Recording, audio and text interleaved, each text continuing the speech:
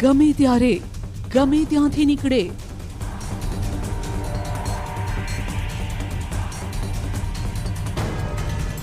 આંખના પલકારામાં આવી ચઢે, એ પાણીમાં પણ રહે ને જમીન પર પણ.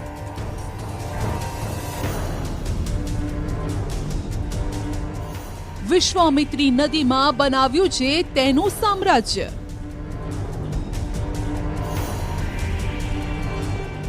ચોમાસાની સિઝનમાં ઘર છોડી માનવ વસાહત તરફ મૂકે છે દોટ.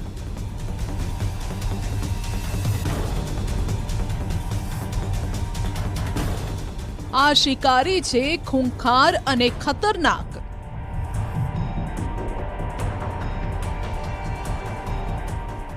માટે જ લોકોને લાગે છે તેનાથી ડર.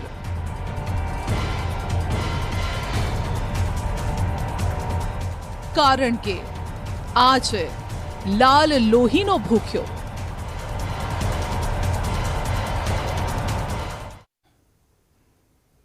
નમસ્કાર, ગ્રાઉન્ડ રિપોર્ટમાં આપનું સ્વાગત છે. હું છું આપની સાથે સંધ્યા. વડોદરા વાસીઓ આમ તેમ જોઈ લેજો, ક્યાંક તમારા ઘરની બહાર ખૂંખાર મગર તો નથી ને? છેલ્લા દિવસોમાં આવેલા પૂર બાદ વડોદરા શહેરના અનેક વિસ્તારમાં વિશ્વામિત્રી નદીના પાણી ઘૂસી ગયા. જો કે આ પાણીની સાથે સાથે મગરો પણ તણાઈને આવ્યા. ત્યારે શરૂ થયો મગર અને માણસો વચ્ચે જંગ. જ્યારે વિશ્વામિત્રીનું જળસ્તર વધે છે ત્યારે મગર પોતાનું રહેઠાણ ભૂલે છે.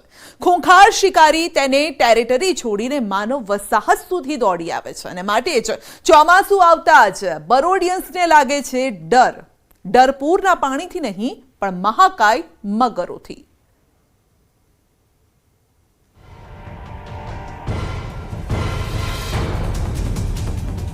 મગરોએ બદલ્યું સરનામું.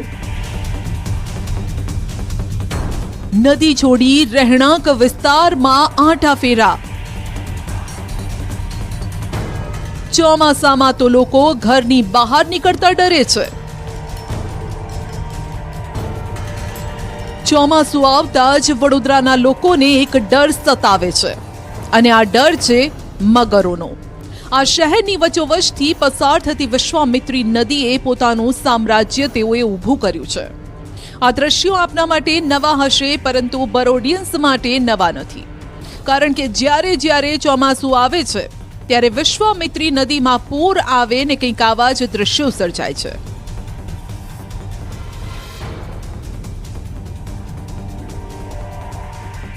જળબંબાકાર બાદ વડોદરામાં મગરો દેખાવા સામાન્ય બાબત થઈ જાય છે. સયાજીગંજ દર્શનમ એવન્યુ નજીક વરસાદી પાણીમાં લટાર મારતો મગર કેમેરામાં કેદ થયો. મગર સોસાયટીના કમ્પાઉન્ડ સુધી આવી જતા લોકોમાં ફફડાટ ફેલાયો. અને છેલ્લા 7 વર્ષમાં ભલે મગરોએ માનવીને કોઈ મોટું નુકસાન ન પહોંચાડ્યું હોય, પરંતુ બાઉન્ડ્રી વોલ સુધી મગરોના આંટા ફેરાથી હવે લોકો ઘરની બહાર નીકળતા પણ ડરે છે. નજીકમાં જ આપણે વિશ્વામિત્રી નદી આવેલી છે. એમાં ઘણા ખરા મગરો અહીંયા આવી ગયા છે, અને બિલકુલ અમે નીચે નથી જઈ શકતા કેમ કે પાણી એટલું બધું છે, ને બાળકો બી નથી જઈ શકતા. સોસાયટી જ નહીં, મગર તો આખો બ્રિજ ચઢી ગયો. થોડા દિવસ પહેલા વડોદરાના જાંબુઆ બ્રિજ પર મગર દેખાયો. ઢાઢર નદીના પાણી અહીં આવી જતા મગરો બહાર નીકળ્યા ને જીવ બચાવવા બ્રિજ પર ચઢી ગયા. તે સમયે કેટલાક લોકોના જીવ પણ અદ્ધર થઈ ગયા. જો કે સ્થિતિ એવી ઉદ્ભવી કે પોલીસે બ્રિજ પર વાહનોની અવરજવર જ બંધ કરાવી દીધી. વડોદરામાં વિશ્વામિત્રી નદીના પૂરના પાણી તો હવે ઓસરી ગયા છે, પણ હજુ પણ સયાજીગંજ, અકોટા, વડસર, જાંબુઆ વિસ્તારમાં મગરોએ નવું આશ્રય સ્થાન બનાવ્યું છે, જેના કારણે લોકોમાં ખોફ છે. હવે 4 દિવસ પહેલાની જ વાત કરી લઈએ. વડોદરામાં ટીખળખોરને મગર સાથે મસ્તી કરવી ભારે પડી. જીવ બચાવવા ભાગવું પડ્યું, નહીંતર લેવાના દેવામાં પડી જાત. વડોદરામાં ભારે વરસાદ બાદ પૂર આવતા ભાયલીમાં કંઈક આવા દ્રશ્યો જોવા મળ્યા. એક યુવાનને મગર સાથે મસ્તી કરવી ભારે પડી. થયું એવું કે વડોદરાના ભાયલી ગોકુળપુરા રોડ પર તલાવડીમાં એક મગર આવી ચડ્યો હતો. ત્યારે એક યુવાન મગરનું બચ્ચું હોવાનું સમજી તેને પરેશાન કરતો હતો, પરંતુ મગરે ફૂંફાડો મારતા યુવાનના હોશ ઉડી ગયા. જેને મગરનું બચ્ચું સમજતો હતો તે તો ખૂંખાર મગર નીકળ્યો. અને યુવાને ઊભી પૂંછડીએ ભાગવું પડ્યું. આ અંગે ફાયર બ્રિગેડને જાણ થતાં તેઓએ તલાવડી ખાલી કરીને મગરનું રેસ્ક્યુ કર્યું. મગર બહાર આવતા ખબર પડી કે તે તો 400 કિલોનો હતો, જેનું રેસ્ક્યુ કરતા 3 કલાક લાગ્યા અને 18 લોકોએ આ રેસ્ક્યુ ઓપરેશન હાથ ધર્યું. જો કે મહાકાય મગર પાંજરે પુરાતા લોકોએ હાશકારો અનુભવ્યો. તો અઠવાડિયા પહેલા જ ઘર ભૂલેલા મગર ગામોમાં લટાર મારવા પહોંચી ગયા. ચાપડ ગામના મુખ્ય માર્ગ પર મગરની લટારનો વિડીયો સામે આવ્યો. રોડ પર વરસાદી પાણી ફરતા મગરો પણ ગુંચવાઈ ગયા છે. તો બીલ ગામમાં 7 ફૂટનો મગર આવી ચડતા લોકોના શ્વાસ અધ્ધર થઈ ગયા. જો કે યોગ્ય સમયે રેસ્ક્યુ કરવામાં આવતા લોકોએ રાહતનો શ્વાસ લીધો, પણ ડર હજુ પણ ઓછો નથી થયો. ભલે ઋષિ વિશ્વામિત્રના નામથી અહીંની નદી જાણીતી હોય, પરંતુ આજે મગર અને વિશ્વામિત્રી એકબીજાના પર્યાય બની ગયા છે. એક અંદાજ મુજબ વિશ્વામિત્રી નદીમાં 350 થી 400 મગર વસવાટ કરે છે. એશિયામાં એકમાત્ર વડોદરા શહેર એવું હશે કે જ્યાં આટલી મોટી સંખ્યામાં માનવ વસ્તી વચ્ચે મગરોનો પણ વાસ હશે. માટે જ વડોદરા શહેરને મગરોની નગરી કહેવાય છે. આ વખતે અકોટા, સયાજીગંજ, કલાલી, વડસર, જાંબુઆ, બીલ, ચાપડ, અનખોલ સહિતના અનેક વિસ્તારમાં મગરોની માનવ વસ્તી વચ્ચે લટાર મારવાની ઘટનાઓ કેમેરામાં કેદ થઈ છે. ત્યારે લોકોના મનમાં એ સવાલ જરૂર થાય છે કે કેમ મગરો તેમનું ઘર છોડી માનવ વસાહત સુધી આવી રહ્યા છે. જ્યારે પણ વિશ્વામિત્રીની અંદર પાણી આવે છે, ઉપરવાસનો પણ વરસાદ ભેગો થાય છે, પંચમહાલ જિલ્લાનો અને વડોદરા જિલ્લાનો. જ્યારે પાણી ભેગું થાય છે અને 20 થી 22 ફૂટ વટાઈ જાય છે, એટલે નદી ઓવરફ્લો થઈ જાય છે. અને એ સમય દરમિયાન શું હોય છે કે મગર પાણીની સાથે સાથે દૂરના વિસ્તારોમાં જતા રહે છે. સાંભળ્યું, મગરને શહેરમાં આવવાનો શોખ નથી, પણ એક એવી કુદરતી બાબત છે જે મગરને લોકો સુધી પહોંચાડી રહી છે. પાણીનો ફ્લો જેટલો ઝડપી હશે, મગરને તરવામાં એમાં તકલીફ પણ થતી હોય છે, કારણ કે મગરનો જે એનર્જી સોર્સ છે એ સૂર્યપ્રકાશ છે, જેને વરસાદમાં મળતો નથી. એટલે એ શું કરશે, પાણીના વિરુદ્ધમાં તરવાનું પસંદ નહીં કરે, પાણીના વહેણ સાથે તરવાનું પસંદ કરશે. કાં તો પછી જે સેલો વોટર છે અથવા તો જે 1.5-2 ફૂટના પાણી જે વિસ્તરાઈ જાય છે શહેરમાં, એની સાથે સાથે પોતાને સેફ ઝોનમાં લઈ જતો હોય છે. એના કારણે મગરને શહેરમાં આવવાનો કોઈ શોખ નથી. એ ખાલી પોતાના પ્રોટેક્શન માટે, પોતાના એનર્જી કન્ઝ્યુમ માટે અને પોતાના શિકારની શોધ માટે બહાર આવી જતો હોય છે, કારણ કે શિયાળામાં એને લાંબો સમય આરામ કરવો પડતો હોય છે. છેલ્લા 18 વર્ષથી મગર પર શોધ કરનાર સંજયભાઈ સાથે અમે વાત કરી તો ખબર પડી કે મગર માણસનો દુશ્મન નથી, પણ પૂર સમયે તે પોતાનો જીવ બચાવવા નદી છોડી જમીન મારફતે લોકોના ઘર સુધી પહોંચી જાય છે. અત્યારે મગર રહેણાંક વિસ્તારમાં આવી ગયો છે, તો એની જાન બચાવવા માટે, એના સંરક્ષણ માટે આવી રહ્યો છે. એ તમારા પર એટેક કરવા કે ખાવા આવતો નથી. એટલે સૌથી પહેલાં આપણે મગરનો સ્વભાવ સમજવો પડશે. અને આ મીઠા પાણીના મગર છે અને આ મગરના ખોરાકમાં આપણે આવતા નથી. વડોદરાવાસીઓએ આ મગરથી જરા પણ પીવાનું નહીં. ચોમાસા દરમિયાન તમારા મહેલામાં, રોડ પર, શહેરીમાં કશે બી મગર દેખાય તો એક વડોદરાવાસી બનીને તમે તમારી ફરજ નિભાવજો. વાઇલ્ડલાઇફને ફોન કરજો. એને કોઈ રેસ્ક્યુ કરવા જતા ના, એ વાઇલ્ડલાઇફવાળા જ કરે, કોઈ વચ્ચે એમાં હીરોગીરી બળવાવાળા ના કરે. બીજું એક કારણ એ પણ છે કે મગર પોતાને પૂરથી બચાવવા માટે ઓછા પાણી તરફ અને જમીન તરફ દોટ મૂકે છે. આ સમયે તેને આ વિસ્તારોમાં ખોરાક પણ સારી રીતે મળી જાય છે. પણ જ્યારે મગર આપણી આસપાસ જોવા મળે તો આપણે ડરી જતા હોઈએ છીએ. પણ વિશાલભાઈના મતે રહેણાંક વિસ્તારમાં આવેલા મગરથી લોકોને ખતરો નથી. મગરથી માણસને કોઈ નુકસાન નથી. જો તમે નદી વિસ્તારમાં જાઓ છો, નદી કિનારે જાઓ છો, કપડાં ધોવા જાઓ છો, વાસણ ધોવા જાઓ છો, ઢોરને નવડાવવા જાઓ છો, એવા સમય પર હુમલો થઈ શકે છે. પણ મગર શહેરમાં આવી ગયો હોય અને જોતો હોય છે કે એની આજુબાજુ ઘણી બધી મુવમેન્ટ્સ ચાલી રહી છે, માણસો ભેગા થઈ ગયા છે, કૂતરાઓ ચાડી ખાઈ જાય છે. મોસ્ટલી રાત્રે જે મગરો નજરે ચડે છે એની પાછળનું કારણ હોય છે કે કૂતરા એમને જોઈ જાય છે અને ભસવાનું શરૂ કરી દે છે. તો એ સમયે મગર પણ પોતે ગભરાઈ ગયો હોય છે. હજી સુધી રેસ્ક્યુ દરમિયાન પૂરમાં કે એવી પરિસ્થિતિ દરમિયાન મગર બહાર આવી ગયો હોય અને કોઈના ઉપર હુમલો કર્યો હોય એવો એક પણ બનાવ નોંધાયેલો નથી. રહેણાંક વિસ્તારમાં મગર આવવા પાછળનું મોટું કારણ કોતરો ભરાઈ ગઈ છે તે પણ છે. જ્યારે નદીમાં પાણી આવે ત્યારે કોતરોમાં આરામ કરતા મગરો હવે લોકોના ઘર સુધી પહોંચી રહ્યા છે. હવે કોતરો પૂરાઈ ગઈ છે, એટલે વિશ્વામિત્રીની પાણીની પહેલાંની જે કેપેસિટી હતી એના કરતાં એ 70% થઈ ગઈ છે. 30% કેપેસિટી ગ્રહણ કરવાની ઘટી ગઈ છે, કારણ કે કોતરો પૂરી દેવામાં આવી છે. એટલે કોતર જે છે એ નદીનું એક અભિન્ન અંગ છે. જેવી રીતે આપણું ઘર હોય, આપણી ગેલેરી હોય, એવી રીતે તો એ નદીનું અંગ એને પાછું આપો તો વડોદરાવાસીઓને ફ્લડ જોવા નહીં મળે. વિશ્વામિત્રી એની કુદરતી રીતે સફાઈ કરી રહી છે. ચોમાસામાં દરેક નદી એની સફાઈ પોતે જ કરતી હોય છે. વિશાલભાઈ અને સંજયભાઈની આ વાતથી ભલે થોડો હાશકારો થયો હોય, પણ જ્યારે સામે મોં ફાડીને આ મગર ઊભો હોય ત્યારે ભલભલા ડરી જાય. પણ તેઓની વાત પરથી તો લાગે છે કે મગરના ફૂડ ચેઇનમાં માણસ નથી આવતા. મહાકાય મગર જે 12 થી 15 ફૂટના હોય છે તે જ માણસ લોહીનો તરસ્યો હોઈ શકે છે. વિશ્વામિત્રી નદીમાં વસતા મગર મીઠા પાણીના મગર છે. વડોદરાવાસીઓએ મગર જોડે જ રહેતા જીવવું પડશે તેવું વિશેષજ્ઞો પણ માને છે.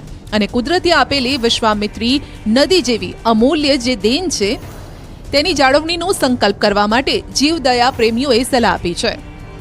હાર્દિક દીક્ષિત, ન્યૂઝ 18 ગુજરાતી, વડોદરા.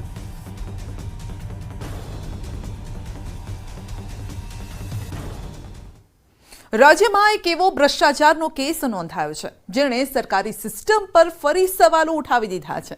સવાલો એ કે શું લાંચ વગર સરકારી કચેરીઓમાં કામ નથી થતા? શું સામાન્ય નાગરિકને સરકારી કચેરીના પગથિયા ચડવાના થાય તો તેમણે અધિકારીના ખિસ્સા ભરવા જ પડે? અને કેમ સિસ્ટમમાં રહીને જ આ ભ્રષ્ટાચારી બાબુઓ 50 લાખની લાંચ માંગતા પણ ખચકાતા નથી? આ સવાલોનું મૂળ શું છે અને ભ્રષ્ટાચારની આખી સિસ્ટમ કેવી રીતે ચાલે છે? જોઈ લો અહેવાલ.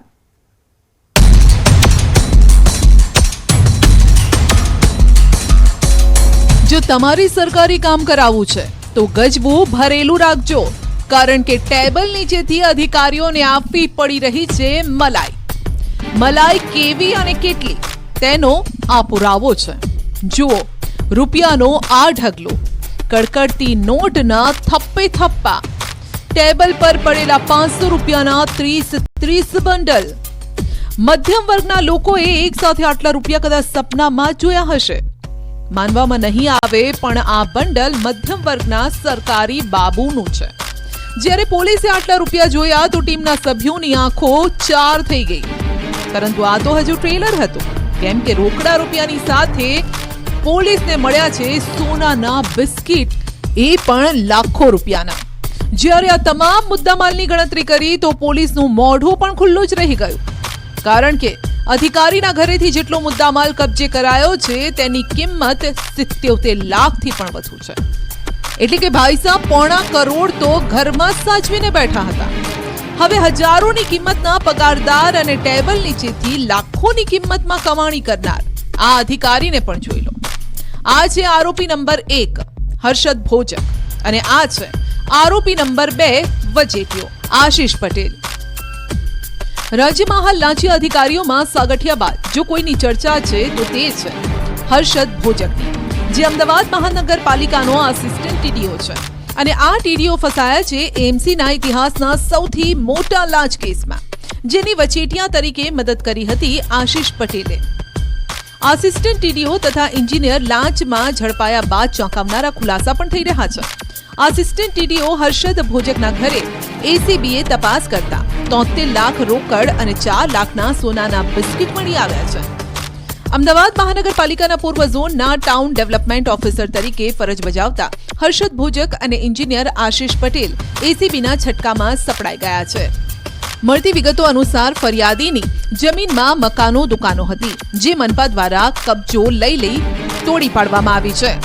જેથી મકાનો દુકાનોના ભાડુઆતો તથા ફરિયાદીએ કાયદાકીય પ્રક્રિયા કરી, જે અંગેની જાણ એન્જિનિયર આશિષ પટેલને થતા તેણે વચલો માર્ગ કાઢ્યો, મદદરૂપ થવાની ખાતરી આપી અને આ સાથે એટીપીઓ સાથે મુલાકાત કરાવી અને શરૂ થયો લાંચ માંગવાનો સિલસિલો. દાવો છે કે શરૂઆતમાં એટીપીઓએ ફરિયાદી પાસેથી 50 લાખ રૂપિયાની માંગ કરી. ફરિયાદીએ રકઝક કરતા આખરે 20 લાખ રૂપિયામાં કામ કરી આપવાનું નક્કી થયું, એટલે કે 20 લાખમાં ડીલ થઈ. ફરિયાદીને મદદરૂપ થવા અને તેઓની જમીનના બદલા આપવા માટે થઈ અને આશિષભાઈ ભોજકે પોતે 10 લાખ રૂપિયા લેવાનું અને આશિષભાઈએ 10 લાખ રૂપિયા લેવાનું અને હર્ષદભાઈ ભોજકને 50 લાખ રૂપિયાની માંગણી કરેલીની વાત કરેલી, જેમાં રકઝકના અંતે રૂપિયા 20 લાખ લાંચ પેટે આપવાનું નક્કી થયેલું. જો કે ફરિયાદી લાંચ આપવા માંગતા ન હોવાથી એસીબીનો સંપર્ક કરતા લાંચના છટકાનું આયોજન કરાયું। આશ્રમ રોડ ખાતેની રત્ના બિઝનેસ સ્ક્વેર ખાતે એસીબીએ છટકું ગોઠવી આરોપીઓને ફરિયાદી સાથે હેતુલક્ષી વાતચીત કરાવી લાંચની માંગણી કરી। લાંચની રકમ સ્વીકારતા અને એકબીજાને મદદગારી કરતા પણ પકડી પાડ્યા। હાલ સુધીની પ્રાથમિક પૂછપરછમાં તેઓએ આ જે એમની ફાઇલ ચાલતી હતી એ ફાઇલમાં ખોટા વાંધા વચકા કાઢી અને તેઓને જે ફાળવવાની જે જમીનનો કબજો લીધો હતો એના બદલામાં એ કાર્યવાહી કરતા નહોતા। એમનું મુખ્ય હેતુ આ પ્રમાણે લાંચ પડાવવાનો હતો। લાંચની રકમ લેતા ઝડપાયા બાદ એસીબીની ટીમે વધુ તપાસ હાથ ધરી અને પહોંચી ગયા ટીડીઓ હર્ષદ ભોજકના અમદાવાદ ખાતેના પ્રગતિનગર એરિયામાં આવેલા ફ્લેટમાં, જ્યાં રૂપિયાનો ઢગલો જોવા મળતા આ રૂપિયાને ગણવા માટે રૂપિયા ગણવાનું મશીન મંગાવવું પડ્યું। હાલ આ સમગ્ર કેસમાં એસીબીની ટીમે વધુ તપાસ હાથ ધરી છે। હવે હર્ષદની કાળી કમાણીનો ખુલાસો થઈ શકે છે। ઉપરાંત એન્જિનિયર આશિષ પટેલ પણ કેટલા સમયથી ગેરકાયદેસર રીતે નાણાં પડાવી કામ કરતો હતો તે અંગે તપાસ પણ ચાલી રહી છે। હાલ એના ઘરેથી અન્ય કોઈ દસ્તાવેજો મળી આવેલા નથી, પરંતુ તેઓના નામે જો અન્ય કોઈ મિલકત હોય તો તે અંગેની માહિતી મેળવવા માટે થઈ અને કાર્યવાહી હાલ ચાલુમાં છે। બેંક એકાઉન્ટ અને લોકર બાબતે સાહેબ શું કહેશો? તેના બેંક એકાઉન્ટ અને લોકર બાબતે હજુ પૂછપરછ ચાલુ છે અને તેમાં જે કોઈ બેંક એકાઉન્ટ મળી આવશે તે સીઝ કરવામાં આવશે। મળતી વિગત અનુસાર આરોપી હર્ષદ ભોજક 1988 થી એમસીમાં ફરજ બજાવી રહ્યો છે। 1 એપ્રિલ 2023 થી તે એટીપીઓ તરીકે કામ કરે છે। ત્યારે સવાલ એ છે કે જો એક કામ માટે 50 લાખ સુધીની રકમ માંગી શકનાર હર્ષદ ભોજકે 1988 થી અત્યાર સુધીમાં ટેબલ નીચેથી કેટલા રૂપિયા પડાવ્યા હશે?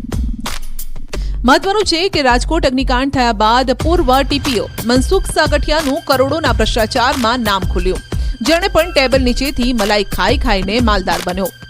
મનસુખ સાગઠિયા પાસેથી પણ ફાર્મ હાઉસ સહિતની બેનામી મિલકતો મળી આવી। ત્યારે સવાલ એ છે કે સિસ્ટમમાં આવા હર્ષદ, આશીષ અને સાગઠિયા કેટલા પડ્યા છે? આવા સાગઠિયાઓના કારણે જ હવે લોકોને સરકારી ઓફિસના પગથિયા ચડતા ડર લાગે છે। આ એક નહીં, સરકારી સિસ્ટમમાં હર્ષદ જેવી કેટલીય ઉધઈઓ છે જે સિસ્ટમ અને નાગરિકોને ખાઈ રહી છે, પોલી કરી રહી છે। ત્યારે આવી ઉધઈઓ પર કાયદાની ડીડીટી છાંટવી જરૂરી છે। ખેડૂતો પર વધુ એક સંકટ આવ્યું છે। ખેડૂતોએ વાવણી કરી દીધી, પાક પણ ખેતરમાં લહેરાવા લાગ્યો, પરંતુ અચાનક જ આ પાક બરબાદ થઈ રહ્યો છે। પાકને જાણે કે એવી નજર લાગી છે કે કોઈ દવા પણ કામ નથી લાગી રહી।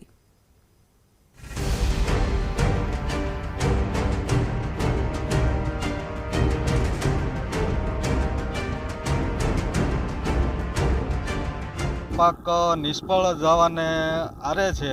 પોર માંડવી સારી થઈ હતી, ઓણ થાય એમ જ નથી માંડવી। આ રીંગણામાં તો કે પાણી લાગી એટલે એ પૂરું થઈ ગયું। હાવ દવા તો અઠવાડિયામાં 2-3 વખત છાંટવી પડે તોય થતું નથી। આ વેદના છે એ ખેડૂતોની જેમનો મહામૂલો પાક આંખોની સામે બરબાદ થઈ રહ્યો છે। પહેલા વાત કરીએ અમરેલી જિલ્લાની, જ્યાં આકાશમાંથી કાચું સોનું વરસ્યા બાદ પણ ખેડૂતોને માથે હાથ દઈને રડવાનો વારો આવ્યો। દૂર દૂર સુધી આપને જે પાક દેખાઈ રહ્યો છે તે મગફળી છે। જો કે આ પાકમાં સુકારા નામનું ગ્રહણ લાગી ગયું છે, જે રોગની કોઈ દવા જ નથી મળી રહી। આ રોગના કારણે મગફળીનો છોડ પીળો પડી રહ્યો છે અને બાદમાં ધીમે ધીમે સુકાઈ રહ્યો છે। એટલે ખેડૂતોએ જેટલી મગફળીના ઉત્પાદનના સપના જોયા હતા તે પણ પાકની સાથે સાથે ધીમે ધીમે બળી રહ્યા છે। ખેડૂતોના હાથમાં રહેલી આ મગફળીને જુઓ, ખેતરમાં દર 2 છોડ પર એક છોડ સદંતર બળી ગયો છે। સ્થિતિ એવી છે કે નિંદામણનો સતત ઝીણો વરસાદ પડવાને હિસાબે નિંદામણો એ વધારે થઈ ગયા છે અને મગફળી ઊભી સુકારો છે, એમાં કાળી ફૂગ આવી ગઈ છે અને આ પાક નિષ્ફળ જવાને આરે છે। અહીં ખેડૂતો માત્ર સુકારાથી જ પરેશાન નથી, ઈયળો છે જે મગફળીના પાકના છોડને સફાચટ કરી રહી છે। ખેડૂતોનો દાવો છે કે મોંઘી દાટ જંતુનાશક દવાઓનો છંટકાવ કર્યા છતાં સુકારાનો રોગ અને ઈયળો પર અંકુશ નથી આવતો। મગફળીમાં ઈયળ ને સુકારાનો પ્રશ્ન બહુ છે અને મોંઘા ભાવની દવા છાંટી છે, મોંઘા ભાવના બિયારણો વાવ્યા છે અને પાક નિષ્ફળ જાય સતત વરસાદને કારણે। અને આમાં સરકારશ્રીને નમ્ર વિનંતી છે કે આનું કંઈક પગલાં લે, બરોબર, અને આમાં કાંઈ થાય એમ નથી. મહત્વનું છે કે અમરેલી જિલ્લાના ખેડૂતોએ આ વર્ષે સારો વરસાદ થતાં કુદરતનો પાડ માન્યો, પરંતુ ખેડૂતોના પાકમાં અણધારી આફતરૂપી રોગ આવતા ખેડૂતો મૂંઝવણમાં મુકાયા છે. ખેડૂતોના જણાવ્યા અનુસાર આ રોગ આવવાનું કારણ સતત વરસાદ છે. ધારી અને ગીર આસપાસના ગામોમાં સતત વરસાદી ઝાપટાઓ પડી રહ્યા છે, ને જેથી આ વિસ્તારમાં રોગ પણ વધુ છે. સતત વરસાદ પડવાને હિસાબે મગફળી પીળી પડી ગઈ છે. ઈયળોનો એટલો બધો ઉપદ્રવ છે. મોંઘી દવા છાંટવા છતાં ઈયળોનો કોઈ કંટ્રોલ થતો નથી. ઉલ્લેખનીય છે કે અમરેલી જિલ્લામાં અંદાજે 2 લાખ હેક્ટર જમીનમાં મગફળીનું વાવેતર કરવામાં આવ્યું, જેમાં કેટલાય ખેડૂતોનો પાક નિષ્ફળ જવાના આરે છે. જેથી પાકમાં આવેલા રોગ પર નિયંત્રણ મેળવવા માટે ખેતીવાડી વિભાગ ખેડૂતોને સહાય કરે અને માર્ગદર્શન આપે તો ખેડૂતોને ફાયદો થાય, નહીં તો ખેડૂતોની મોસમ બગડવાનું નક્કી છે. આ તરફ દ્વારકામાં પડી રહેલા વરસાદે ખેડૂતોની ચિંતા વધારી છે. દ્વારકા જિલ્લાના ખંભાળિયા, કલ્યાણપુર, ભાણવડ પંથકમાં ગ્રામ્ય વિસ્તારોમાં વધુ પડતો વરસાદ વરસ્યો, જેનો ભોગ ધરતીપુત્રોને બનવું પડ્યું. અહીં પણ ખેડૂતોનો શાકભાજીનો પાક સડી ગયો છે. આ જે રીંગણી છે એમાં ઉત્પાદન કેવું? કાંઈ થતું જ નથી. ફાવ લાગી જાય, હીરો આવી જાય બલક સારી પડ, તો કરવું શું અમારે? રીંગણ થતા નથી. કેટલીક નુકસાની આવે તમને? નુકસાની ફૂલો ફૂલ આવે. એમાં દવા છાંટવી, દવાના પૈસા કાઢવા ક્યાંથી?